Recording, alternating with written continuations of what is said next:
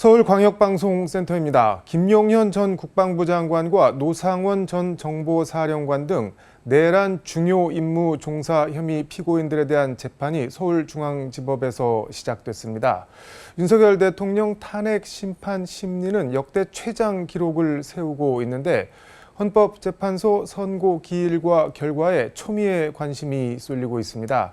여의도 초대석 윤석열 대통령 측 입장과 반응 들어보겠습니다. 장예찬 전 국민의힘 최고위원 스튜디오에 나와 있습니다. 최고위원님 어서 오십시오. 안녕하세요.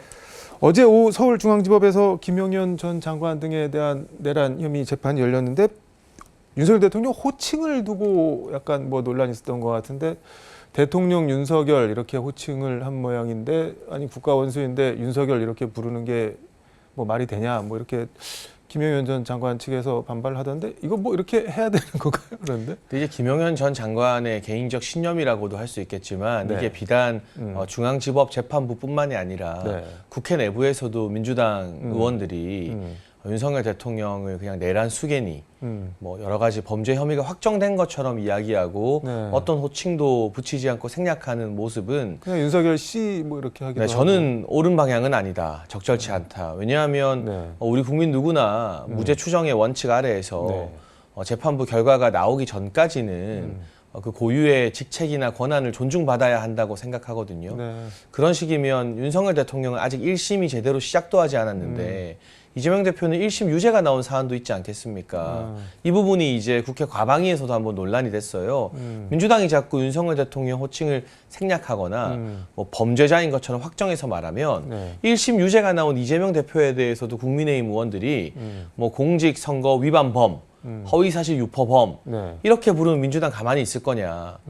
이 질문을 하니까 민주당이 그냥 난리를 치고 아예 과방위 자체가 무산됐던 게 불과 한 2주 전쯤의 일일 겁니다. 그래서 내가 듣기 싫은 말은 상대도 듣기 싫으니까 우리가 정치적으로 아무리 서로 주장이 다르고 공격을 하더라도 최소한 어떤 형이 확정되기 전까지는 상대의 고유의 직책이나 권한에 대해서는 인정을 하고 존칭을 붙이는 것이 재판부든 국회에서든 국민적 갈등을 조금이라도 줄이는 길이 아닐까 그런 정도의 원칙적인 생각이 아니었을까 싶습니다.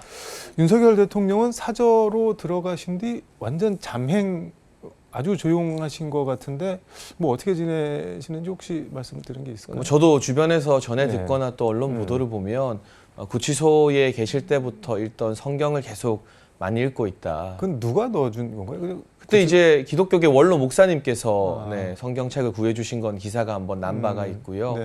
아무래도 이게 단순한 종교적 의미뿐만이 아니라 대통령이 탄핵이 기각이나 각하돼서 돌아오면 우리 사회에 지금 국민적 갈등이 매우 첨예하고 심각한 상황 아니겠습니까? 그러니까 이 갈등을 극복하고 통합의 메시지를 내기 위해서는 또 종교적인 부분에 힘을 빌리는 것이 오래된 정치권의 전통이기도 하고요.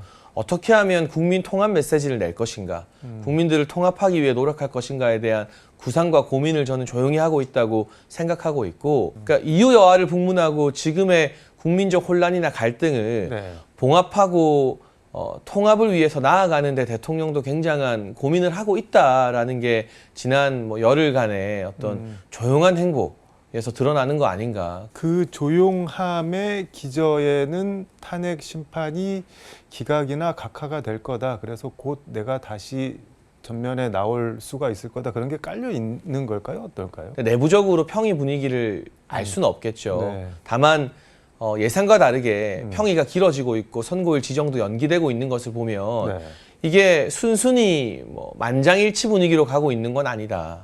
결국 만장일치가 아니라 토론과 재판관 사이의 의견이 달라진다는 것은 탄핵 기각 가능성이 높아진다는 뜻으로 해석할 수 있기 때문에 조심스럽지만 윤석열 대통령 주변과 저희 여권에서도 이제는 탄핵 기각 가능성까지 좀 비중 있게 염두에 두면서 대통령이 직무에 복귀했을 때 앞서 말씀드린 국민 통합의 메시지나 이런 부분에 대한 고민과 준비도 해야 되는 거 아닌가 하는 생각이 듭니다.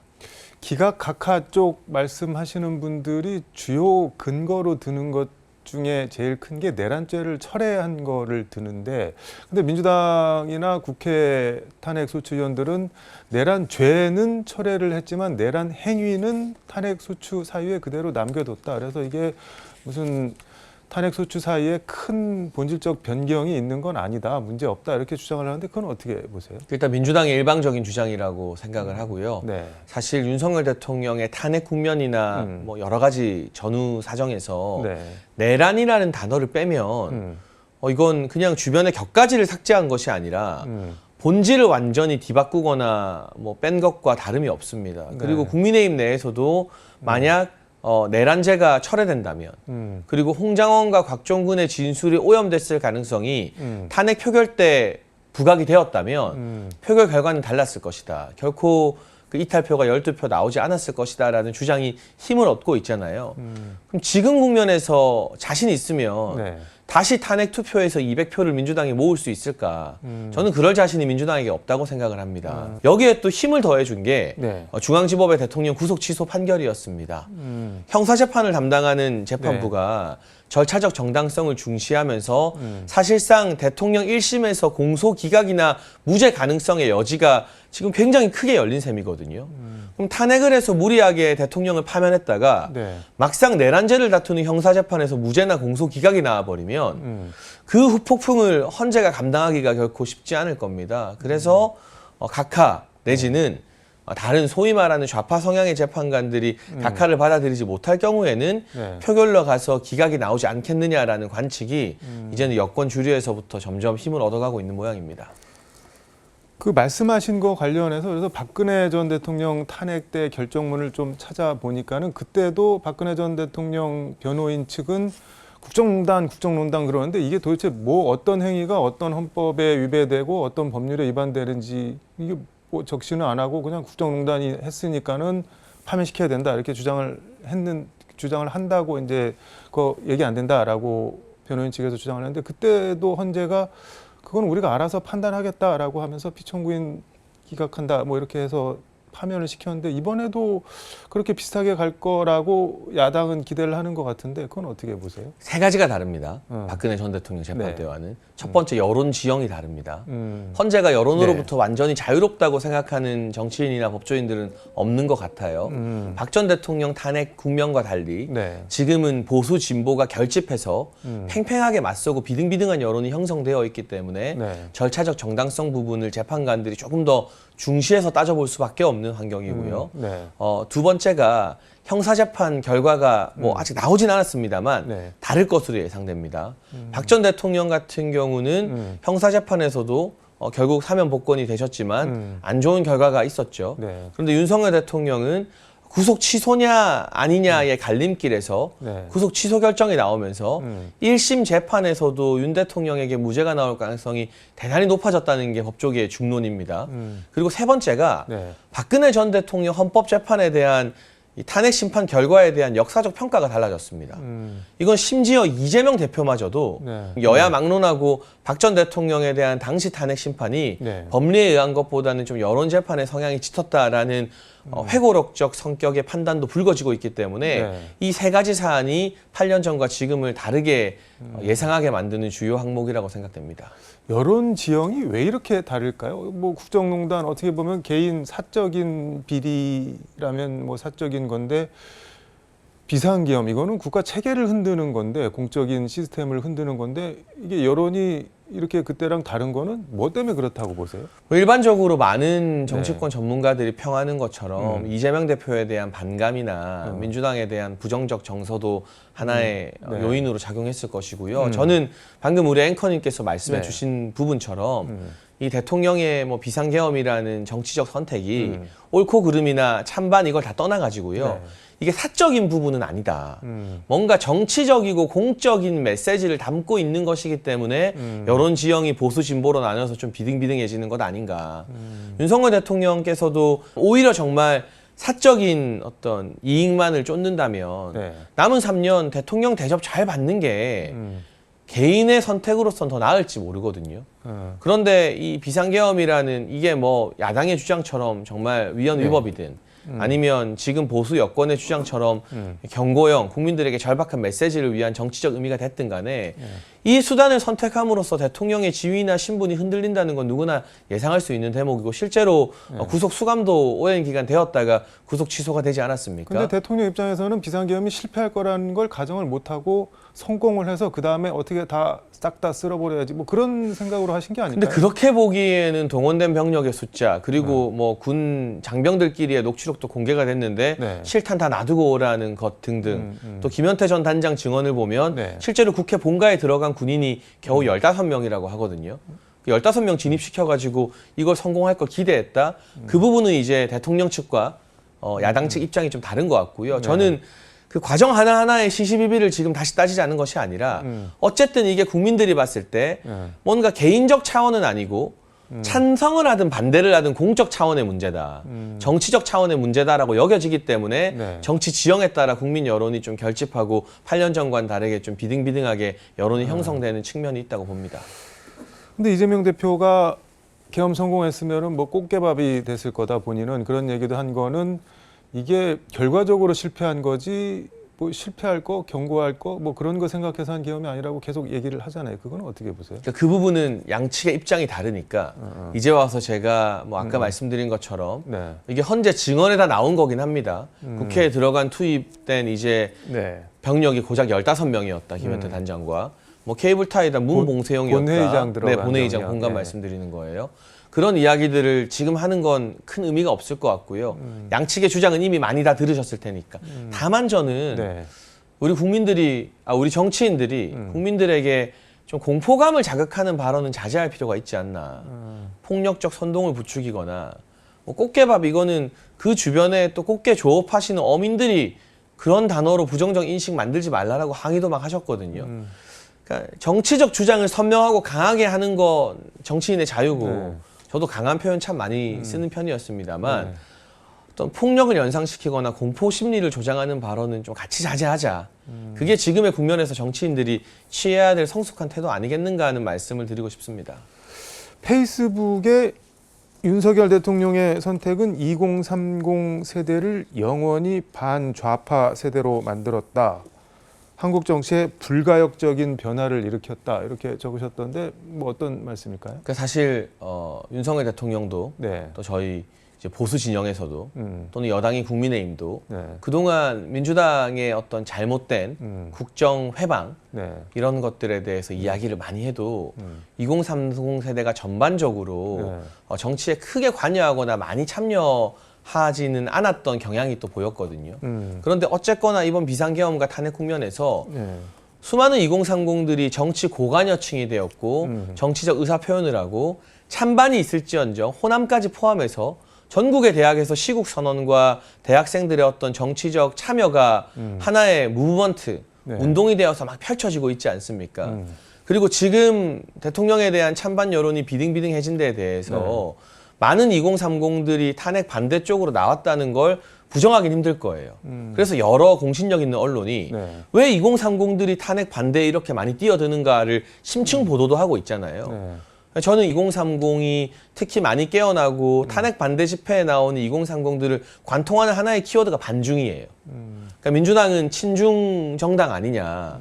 거기에 맞서서 윤석열 대통령이 이런 정치적 선택을 했다라는 게 2030 세대에 많은 공감대를 불러일으키고 있기 때문에 이것이 지금 2030이 40대, 50대가 되어서도 계속 유지가 된다면 한국 정치의 어떤 세대별 지형에는 상당한 영향을 끼치게 될 것 같습니다.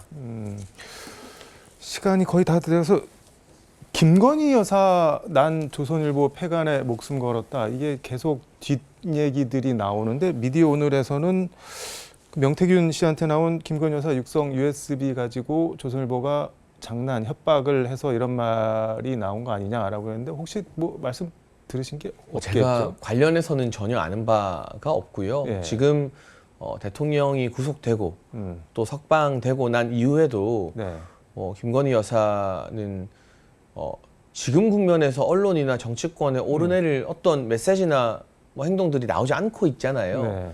이건 전부 다 아주 과거 뭐 몇 년 전의 이야기들이 지금 명태균 씨를 통해서 폭로성으로 나오는 것이고 그러니까 이 시국에 윤석열 대통령이 직무 복귀하느냐 마느냐 그리고 결과가 어떻게 나든 국론 분열에 대해서는 정치권이 책임을 가지고 국민 통합을 위해서 노력을 해야 됩니다. 네. 그렇지 않습니까? 이런 중대한 현안들이 정치권에 산적해 있는데 전혀 어떤 공개 활동을 하지 않는 영부인의 어떤 신변이나 과거 발언을 가지고 가십성으로 다루는 게 저는 건강한 정치의 방향은 아니라고 생각합니다. 공개 활동을 전혀 안 하고 있다고 말씀을 하시는데 계속 정치권에서는 김건희 대선 후보 뭐 이런 얘기가 계속 나오는데 그거는 어떻게 보세요, 여러분? 그러니까 제가 이 정치 생활을 하고 나름 대통령과 가깝게 주변에서 자주 소통했던 인물로서 네. 단 한 번도 들어본 적이 없는 이야기고요. 당연히 그러니까 그런 이야기를 그냥 무책임하게 방송에서 떠들고 네. 퍼뜨리는 것 자체가 지금의 여론 지형이 민주당이나 좌파 네. 진영의 생각과 다르게 탄핵까지 시켰는데 가결 말씀드리는 겁니다. 왜 윤석열 대통령은 박근혜 전 대통령과 다르게 이렇게 계속 국민의 지지를 높게 받지? 네. 그러니까 뭔가 계속 자극적인 이슈로 공격을 하려고 만드는 일종의 여론 공작이라고 생각합니다. 아니 김건희 대선 후보론을 야당 쪽에서 만들어서 야당이 이득 볼 게 뭐가? 소위 말하는 좌파 패널들이나 좌파 스피커들이 방송에서 이야기를 한 건데요. 네. 그래서 뭔가 현 정부나 정권에 대한 부정적인 이미지를 제고시키려고 이런 여론 공작을 펼치는 거라고 보고 있습니다. 여론 지형 말씀해 주셨는데 지금 여론조사 보면은 이재명 대표가 1대1 대결에서 누구를 갖다 붙여도 여권에서 50% 넘어서 그냥 절대 대세론 비슷하게 나오고 있는데 그거는 어떻게 보세요, 여러분? 일단 민주당 지지자분들은 네. 이재명 대표의 대선이나 조기 대선에 대한 희망을 품고 응답을 하는 것이고 네. 대다수의 보수 진영 지지자들은 조기 대선 자체를 지금 거부하고 있고 대통령 탄핵 기각을 우선으로 생각하고 있기 때문에 네. 차기 주자 조사라던가 이런 프레임 자체에 우리가 빠지지 않겠다라는 생각이 매우 강해서요. 지금의 시점에서 헌재 결정 이전에 하는 조사들이 저는 유의미한 결과라고는 보지 않고요. 다만 여러 명의 후보들을 쭉 조사하는 뭐 다양한 네. 조사에서는 보수 후보군을 합하면 충분히 이재명 대표와 비등한 수치가 나오거든요. 그래서 그게 전반적인 진보 보수에 대한 인식으로 봐야 되지 않나 생각합니다. 한동훈 대표는 뭐 페이스북에 때가 되면 대통령을 뵙고 싶다는 한동훈 전 대표 말을 듣고 소름이 돋았다 그러면서 더 글로리 박연진이 문동훈에게 한번 보자 뭐 이런 얘기한 게 연상된다라고 했는데 탄핵 가해자인가요, 그러면은? 그렇죠. 한동훈 대표가 아니었으면 탄핵이 국회를 통과하지 않았겠죠. 한동훈 전 대표가 네. 홍장원의 어설픈 메모와 체포 명단이라는 저희 입장에서 봤을 때는 조작된 가짜 진술에 혹해서 네. 친한계를 부추겨서 탄핵을 추동한 것이 이 비극적인 사태의 주요한 원인이기 때문에 거기에 대한 분명한 입장이나 성찰 반성 없이 대통령을 뵙고 싶다. 내가 대통령과 예전에 인간적으로 좋은 관계였다라는 건 이제 와서 보수 진영 내에서 윤석열 대통령 인기가 치솟으니까 자신의 어떤 정치적 행보나 대선 경선을 염두에 두고 또다시 대통령을 이용하는 대통령 파리에 지나지 않습니다. 그래서 저는 이렇게 이리저리 갈짓자 행보를 보이지 말라. 이왕 배신자가 됐으면 계속 그 길을 가라. 뭘 이제 와서 대통령을 뵙고 싶고 뭐 대통령과 옛날의 인간적 관계가 그런 사람이 네. 의원총회 나와가지고 대통령 탄핵을 나아가서 대통령이 내란을 자백했다라는 아주 자극적인 야당이나 할 법한 발언을 하겠습니까? 지금 와서 대통령 파리하는 것도 저는 굉장히 비겁한 행보라고 보고 네. 이미 보수 진영에서는 한동훈 전 대표는 돌아올 수 없는 강을 건넜고요. 버렸다는 건가요? 그럼요. 그리고 이런 어떤 애매한 행보가 네. 한동훈 전 대표 측이 주장하는 중도 확장성도 다 까먹은 거예요. 아, 갈짓자 행보를 보이는 거잖아요. 그래서 실제로 여론조사 해보면 네. 중도층에서도 한 전 대표 지지율이 다른 후보들보다 높게 안 나와요. 문화일보 기사에서도 나와 있습니다. 네. 이틀 전 문화일보 기사에서. 그러니까 결국 이것도 아니고 저것도 아니고 보수에서는 배신자가 되고 중도에서는 이도 저도 아닌 사람이 됐다라는 게 네. 지금의 정치인 한동훈의 가장 적확한 평가인 것 같습니다. 그러면은 윤석열 대통령 탄핵안 국회 본회의 가결에 대해서 책임을 굳이 더 묻는다면은 이재명 대표가 더 나쁜 사람인가요? 한동훈 대표가 더 나쁜 사람인가요? 야당은 네. 이재명 대표는 대통령 당선 전부터 네. 취임 전부터 호시탐탐 탄핵의 기회만을 노리고 있었죠. 그건 일종의 상수입니다. 아, 그런데 국민들이 부족하지만 108석이나마 만들어주신 건 개헌 저지선을 막아주신 것이고 대통령 탄핵 저지선을 만들어주신 거거든요. 근데 한동훈 전 대표와 친한계의 배신으로 국민이 만들어준 탄핵 저지선을 스스로 붕괴시켰으니 저는 한동훈 전 대표의 정치적 책임이 더 크다고 생각합니다. 이재명 대표는 뭐 원래 그런 거고 한동훈 대표 때문에 탄핵이 됐다 이렇게 읽히네요. 그런 그렇죠. 말씀이죠. 알겠습니다. 오늘 말씀 여기까지 듣도록 하겠습니다. 고맙습니다. 지금까지 서울광역방송센터에서 장예찬 전 국민의힘 최고위원과 함께 전해드렸습니다.